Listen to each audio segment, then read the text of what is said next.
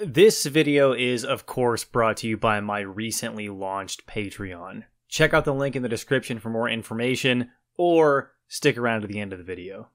Katana Zero is, for some reason, one of the most requested games for me to review. Not nearly as requested as Darkwood, but it's definitely a game that has come across my desk more than once.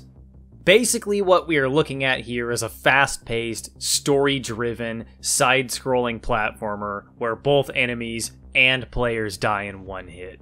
It's basically a 2D version of Ghost Runner, or I should say that Ghost Runner is a 3D version of Katana Zero since Katana Zero came out first. And now we can all go down and check the comments for the idiot that instantaneously paused the video to correct me without waiting for the rest of the sentence, and laugh at him. Going into the gameplay of Katana Zero isn't going to take me very long. In order to clear a level, you usually need to kill all of the enemies before moving on. You can deflect bullets, throw random objects, and use the environment to achieve this, and if you get hit, you die, and simply restart. Everything that you would need to make a game this fast-paced feel good to play is present. Controls are all smooth and responsive, starting over after a death only takes a second, and the vaporwave music tracks hype you up.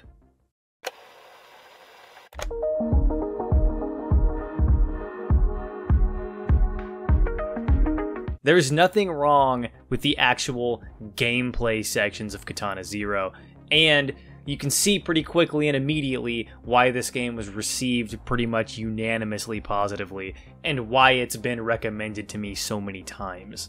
The gameplay of Katana Zero might be pretty straightforward and lack any kind of subtlety, but the way the story is delivered is where things get a little bit more interesting. I'm going to be going into a lot of spoilers here, so I guess if you haven't played the game and just wanted a recommendation or to see gameplay, then you can leave. But if you were interested in my review of the actual story and how it's delivered, close your Pornhub tab and pay attention. Katana Zero describes itself as noir, and that's pretty accurate. You start the game as an anonymous samurai assassin taking jobs from a mysterious employer and dealing with a suspicious therapist. Over the course of the game, a complex, Hideo Kojima-style government-military conspiracy is slowly revealed in a series of non-linear plot points, and it's done pretty well. Zero, who turns out to be the player character, starts off the game as a war veteran with memory loss and the ability to see multiple timelines at once, which basically makes him invincible on the battlefield. It's kind of like that Japanese young adult novella, All You Need Is Kill. Or if you're a weeaboo, the manga, All You Need Is Kill. Or if you're a dad that owns one or more grill, the Tom Cruise movie, Edge of Tomorrow. This idea of multiple timelines is reflected in gameplay with the rewind animation you're probably seeing in the background footage right now. And once you clear a level successfully, this is flavored as the character seeing the correct timeline. As you play through the game, you'll meet a lot of different characters and have the option to make different choices that will slightly affect gameplay. Unless you're a maniac, you're probably going to choose the options that feel the most good in your first playthrough, and honestly, choosing these options ends up making the storyline the most interesting anyway. It's clear through a lot of the ways that Zero interacts with other people if you're choosing the more positive options that he does kind of give a shit. He takes care of the little girl in his apartment building who clearly has an abusive family. He takes revenge on the maniac that kills his noisy neighbors for no real reason, and sometimes he'll have important information revealed to him by hearing out targets on certain missions. All of this stuff makes the game's eventual big reveal that much more painful. Eventually, you'll find out that Zero is not only a villain in this story, but is also pretty much completely irredeemable.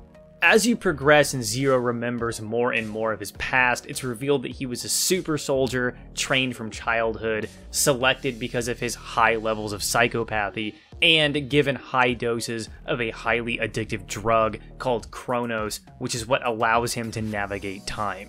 It's also revealed that the Super Soldier unit committed vast war crimes that were so horrific that once the general public got wind of them, the war was shut down by public pressure.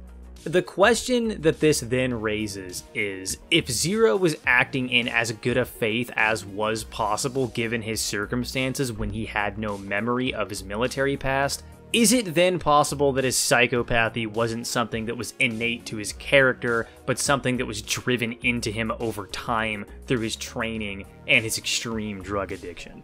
These types of questions of nature and nurture and how responsible we really are for our actions are something that pretty much everyone at some point has to think about. But it's pretty rare someone lives a portion of their life thinking they are on the correct path before being shown incontrovertible evidence that not only are they not on the correct path, but they don't really have any recourse to get on the correct path even if they wanted to.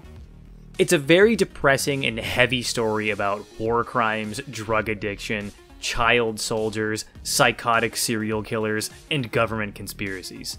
And if you're starting to notice that this game's harsh tone and themes might violently clash with its art style and general demeanor, I think you'd probably be correct.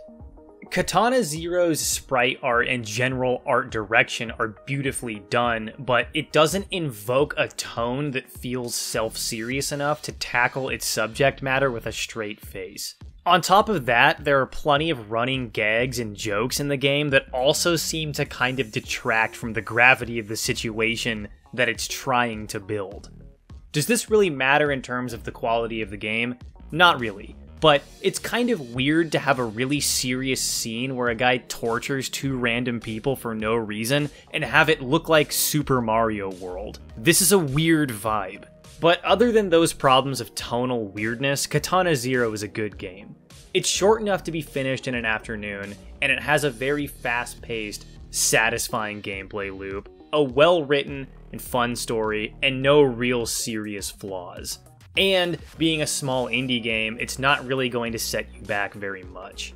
If you like action platformers, or maybe you played Ghost Runner and you enjoyed it recently, you could probably pick up Katana Zero and have a good time. If you want to see more videos like this one, consider subscribing. Leaving a like and a comment are also very helpful. And if you're already subscribed, turn on notifications so you're more likely to know when I upload. If you want even more ways to support the channel, one of the best ones is to subscribe to my Patreon, which can be done for as little as $2 a month. And down in the description, you can find a link to not only my Patreon, but also my active Discord community, and my Twitch channel, where I stream every Thursday. And finally, you should follow me on Twitter so you don't miss any important updates. Thank you for watching, and I'll see you in the next video.